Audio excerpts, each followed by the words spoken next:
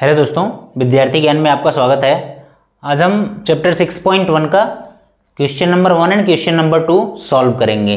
ठीक है, तो इसमें क्या दे रखा है क्वेश्चन नंबर 1 में कि line A B and C D intersect at O. पहले हम खींच लेते हैं लाइन ए बी और लाइन सी डी। ये हो गई सी डी, ये सी और ये डी। ये बोल रहे इंटरसेक्ट एट ओ, जहां पे ये काटते हैं इसको क्या बोल रखा है इसने, ओ दे रखा है, इंटरसेक्ट एट ओ। उसके बाद क्या बोल रहा है, इफ ए ओ सी और बी ओ ई तो यहां पे है नहीं, तो हम क्या करते हैं एक ई ले लेते हैं, एक ई हमने इधर ले लिया, ये हो गया ई। क्या बोल रहा है, एंगल दिया है, एंगल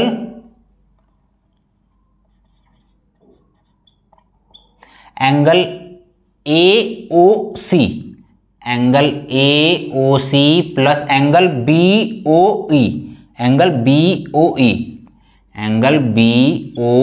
ई इक्वल्स कितना दे रखा है, 70 दे रखा है। ठीक है, उसके बाद क्या दे रखा है, and B O D equals 40 degree. B O D यानी ये वाला एंगल कितना दे रखा है, 40 डिग्री। इससे हम पता क्या कर सकते हैं, और क्या दे रखा है, angle B O D equals 40 degree. हमें फाइंड क्या करना है, एंगल बी ओ ई ये पूरा फाइंड करना है, कितना है। ठीक है, और रिफ्लेक्स एंगल सी ओ ई यहां से लेके ये वाला एंगल पता करना है। ठीक है, ये बड़ा वाला एंगल और ये वाला एंगल, तो हम क्या करते हैं, जो दिया है उससे हम निकाल क्या सकते हैं, ये देखते हैं हम। ठीक है, यहां पे क्या दे रखा है, इसका सम और इसका सम कितना दे रखा है, 70 दे रखा है। और इसमें क्या दे रखा है, अब देखो, अभी इसके पहले मैंने वर्टिकली अपोजिट एंगल यानी शीर्षाभिमुख कोण के बारे में बताया था कि जब दो लाइन आपस में इंटरसेक्ट करती है तो जो आमने सामने के जो एंगल होते हैं वो क्या होते हैं, आपस में बराबर होते हैं। तो ये अगर 40 डिग्री है तो ये भी 40 डिग्री होगा। ठीक है, अब इसमें क्या दे रखा है, इसका और इसका सम कितना है, 70 डिग्री है। तो अगर इसमें एक हमें मिल गया तो दूसरा कितना होगा, 1 40 है, 70 में से 1 40 है, तो दूसरा कितना हो जाएगा, 30 हो जाएगा। तो यहां पे हम निकाल लेंगे angle B O E equals कितना निकल गया हमारा, 30 डिग्री निकल गया। ठीक है, बी ओ ई एक तो हमारा पता चल गया, एक पता करना था बी ओ ई, एक तो हमने पता कर लिया। दूसरे पे आते हैं। ठीक है, अब देखो ये हो गया 40 और ये हो गया 30 डिग्री। और इसी के पहले मैंने बताया था लीनियर पेयर ऑफ एंगल। ठीक है, कोणों का रैखिक युग्म। ठीक है, उसमें क्या होता है, जो स्ट्रेट लाइन पूरी जो होती है, ये जो स्ट्रेट लाइन है इस पे कितने डिग्री का एंगल बनता है, 180 डिग्री का एंगल बनता है। ठीक है, तो अब देखिए ये पूरे पे बनेगा कितना, 180 डिग्री। इसमें से क्या हमें पता है, 40 डिग्री ये पता है और 30 डिग्री ये पता है, ये और ये पता है, बस यही बाकी है। 180 में से 70 हमें पता है, तो बचा कितना, 110 डिग्री बचा। हम मुजबानी इसमें बिना कुछ लिखे ही, देखो दिमाग से हम अपना कर रहे हैं, जो हमें पता है उसी से हम सारा कुछ निकाल रहे हैं। एक स्ट्रेट लाइन पे 180 बनता है, इसमें से ये वाला एंगल और ये वाला एंगल दे रखा है, बस इसी बीच वाले का पता करना है हमें। बीच वाले का हमने पता कर लिया, जब 180 में से 70 दे रखा है तो 110 ही बचेगा ना, तो ये हो गया 110 हो गया। ठीक है, अब आइए देखिए, अब इसमें क्या है, अब यहां से यहां तक सी डी मैं अलग कर देता हूं, सी और डी। अब सी डी में क्या दे रखा है कि अब यहां से एक ऐसे क्रॉस हुआ है, अब इसमें क्या दे रखा है, ये वाला एंगल जो दे रखा है वो 40 दे रखा है, और ये पूरा स्ट्रेट लाइन है, ये यहां से ये पूरा स्ट्रेट लाइन है, इस पे 180 डिग्री का कोण बनेगा। एक स्ट्रेट लाइन पे 180 डिग्री का कोण बनता है सीधी रेखा पे, तो इसमें से 40 दे रखा है, तो बचा कितना, 140 बचा। 140 और 40 जोड़ेंगे तो ये पूरा वाला 180 हो जाएगा। तो हमें ये 40 पता था, ये हमने कितना निकाल लिया, वो है 140 डिग्री निकाल लिया। हमें पता क्या करना है, यहां से लेके और यहां तक पता करना है, तो जोड़ लो सारा। ये जोड़ेंगे 40, लिखेंगे एंगल सी ओ ई इक्वल्स 40 डिग्री। ये यहां से यहां तक लेना है हमें, तो 40 प्लस 140 प्लस 40 प्लस 30, यहां से स्टार्ट किया, यहां तक हम आ गए। अब इसको जोड़ेंगे तो कितना आ जाएगा, 140 40 180 और 40 220 और 30 250 डिग्री। ठीक है, एंगल सीओई का मिल गया 50 250 और ये एंगल बीओई का मिल गया 250। यही तो हमें दोनों फाइंड करना था। हमने इसको निकाला कैसे, शीर्षाभिमुख यानी vertically opposite angle and linear pair of angle, यानी एक स्ट्रेट लाइन पे 180 डिग्री का कोण बनता है और वर्टिकली शीर्षाभिमुख कोण आपस में बराबर होते हैं। शीर्षाभिमुख कोण यानी जब दो लाइन आपस में क्रॉस करती है तो उसमें आमने सामने के जो कोण होते हैं आपस में बराबर होते हैं। ठीक है, अब हम आते हैं दूसरे नंबर वाले, इसको आप लोग उतार लीजिएगा। अगर नहीं समझ में आएगा ऐसे भी तो आप मेरे को कमेंट करके बताइएगा, फिर मैं आपको दोबारा समझाऊंगा इसको। ठीक है,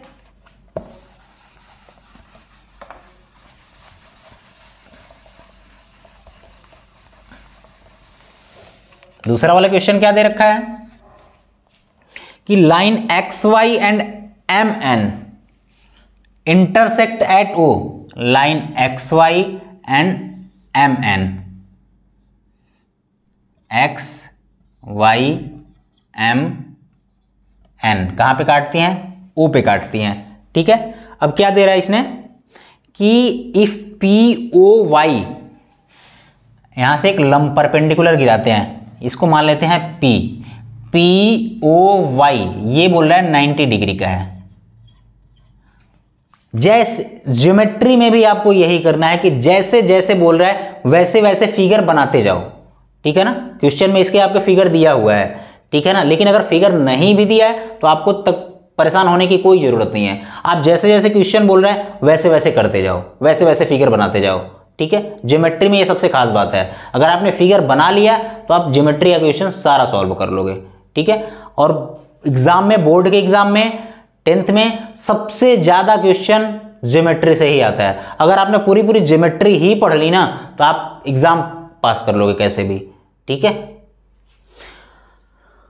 उसके बाद क्या बोले, ये 90 डिग्री है। उसके बाद बोल रहा है कि ए और बी का रेशियो 2:3 है और इसमें क्या दे रखा है, ये ए दे रखा है और इस वाले एंगल को बी दे रखा है। ठीक है, और इस वाले को सी दे रखा है, यहां वाला जो है इसको सी दे रखा है और पूछ रहा है कि ए बी और सी फाइंड करो सी को। इन दोनों का तो रेशियो दे रखा है, इसका रेशियो 2 दे रखा है और इसका रेशियो 3 दे रखा है और पता क्या करना है, सी का हमें पता करना है। तो चलते हैं, हमें क्या क्या दिया है उसके अनुसार हम निकालते हैं हमारे पास क्या होता है। अब देखो ये एक्स वाई जो है पूरी स्ट्रेट लाइन है, एक्स वाई पूरी स्ट्रेट लाइन है, तो इस पे कितने डिग्री का एंगल पूरा बनेगा, 180 डिग्री का एंगल पूरा बनेगा। ठीक है, अब यहाँ पे क्या बोल रहा है, इसमें से आधा तो ये ले लिया, इसने 90 डिग्री बोल दिया, ये वाला 90 डिग्री है पूरा, बचा ये वाला हिस्सा, ये पूरा हिस्सा बचा। और इसमें क्या है, इसमें रेशियो दे रखा है, बांट दिया है इसको, इसका 2 पार्ट कर दिया है और बोल रहा है दोनों पार्ट ऐसे ऐसे हैं। ठीक है ना, तो हम क्या करते हैं, एक समानुपातिक मान लेते हैं। माना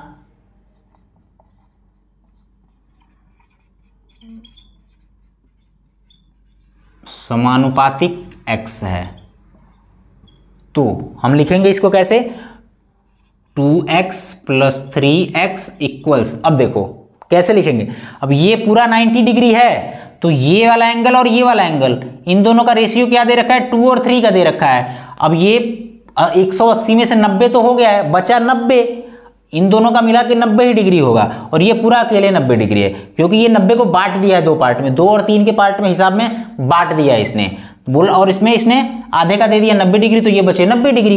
तो 2x + 3x = 90 डिग्री। अब 2 और 3 को जोड़ेंगे तो कितना हो जाएगा, 5x = 90 डिग्री, x = 18 डिग्री। ठीक है, x की वैल्यू मिल गई 18, तो हम इसी में पुट कर देते हैं इसको, अब इसको 2 × 18 इक्वल्स हो जाएगा 36 और ये 3 × 18 हो जाएगा 54। बस लिख दो यहाँ पे। अब इसका एंगल कितना हो जाएगा, ए बराबर हो जाएगा 36 डिग्री और बी बराबर कितना हो जाएगा 54 डिग्री। पता चल गया हमें। अब इन दोनों को जोड़ोगे तो 90 डिग्री ही आएगा। 50, 30, 80, 6, 86, 4, 90 और 90, 180। एक स्ट्रेट लाइन पे 180 डिग्री का कोण बन गया। ठीक है, लिख लिया हमने। अब क्या करेंगे, हमें पता क्या करना है, हमें सी की वैल्यू पता करनी है। ठीक है, तो सी की वैल्यू हम निकालते हैं। अब देखो, अब ये जो एम और एन भी तो स्ट्रेट लाइन है, एम और यहां से लेके यहां तक भी तो स्ट्रेट लाइन है, और इसमें हमें पता चल गया बी की वैल्यू कितनी पता चल गई, 54 डिग्री पता चल गई। जब एक ये पूरे का 180 डिग्री है, 180 में से 54 हमें पता चल गया, तो बचा कितना। अब लिखेंगे हम एंगल सी इक्वल्स क्या हो जाएगा 180 डिग्री माइनस एम ओ, चाहे एंगल बी लिख दो, बी का मान लिख दो, एंगल बी 180 माइनस 54, अब ये हो जाएगा 126 डिग्री। एंगल सी का मान निकल गया, एंगल सी का मान निकल गया 126 डिग्री। इसको जोड़ोगे तो 50, 72, 6, 76, 4, 80। इस पे भी एक स्ट्रेट लाइन पे कितना बन गया। अब इसमें हमने क्या यूज किया, बस एक तो आपका स्ट्रेट लाइन यूज किया कि एक स्ट्रेट लाइन पे 180 डिग्री का कोण बनता है, और इसमें तो शीर्षाभिमुख वाला हमने यूज ही नहीं किया, वर्टिकली अपोजिट का हमने यूज ही नहीं किया है। बस एक ही रूल यूज किया है, एक स्ट्रेट लाइन पे ये वाला 180 डिग्री का कोण बनता है, उसी से हमने इसको निकाल लिया। ठीक है, मैंने 6.1 चैप्टर का क्वेश्चन 1 और क्वेश्चन 2 बता दिया है। इसके बाद भी क्वेश्चन है, आप उसको सॉल्व करिएगा। ठीक है, अगर फिर भी आपसे सॉल्व नहीं होता है, कुछ कंफ्यूजन होती है, तो आप मेरे को कमेंट करके बताइए, मैं आपको आगे सॉल्व करके उसको बता दूंगा। ठीक है ना। अगर आपको रूल पता रहेंगे, कौन कौन से रूल मैंने बताए हैं, अगर रूल आपको पढ़ना है तो इसके पहले मैंने एक वीडियो डाली थी, उसमें इसका डिस्क्रिप्शन लिंक दे दूंगा, उसके थ्रू आप देख लीजिएगा। और अगर आपको समझ में आएगा तो ये वाला क्वेश्चन आप आसानी से लगा लेंगे। ठीक है, अगर आपको ये वीडियो अच्छी लगी हो, समझ में आया हो, तो आप इसको लाइक करिए, शेयर करिए, सब्सक्राइब करिए। अगर आपने कर दिया है तो अपने दोस्तों से करवाइए। थैंक यू दोस्तों।